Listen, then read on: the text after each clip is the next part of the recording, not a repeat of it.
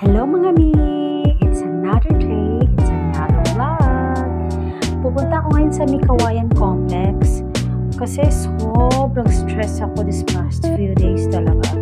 At simula kasi nung dinala ako ng friend ko sa Mikawayan Complex, super nagustuhan ko na talaga yung place kasi very relaxing.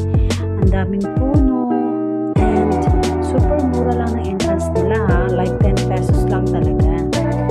Marami din dito nagtitinda. So, like, kung pupunta ka dito ng morning kasi wala ka pang almusal, no worries mga mi. Ang 100 pesos mo, super busog ka na talaga. Kasi ang daming tinda dito, like siomai, scramble, dirty ice cream, merong nilagang saging, pwede ka rin magpapaluto dito ng pansit canton at iba pa. Kaya sabi ko sa'yo, 100 pesos mo, bondat na talaga day ang tiyan mo.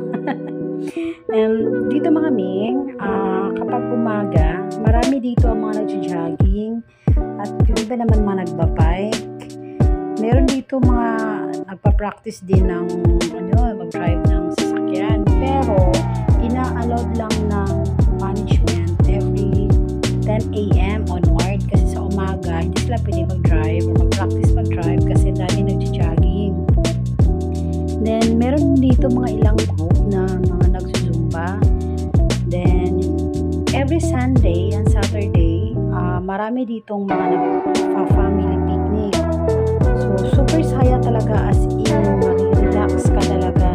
Sayang nga lang hindi ko nakuhanan yung mga activities dito.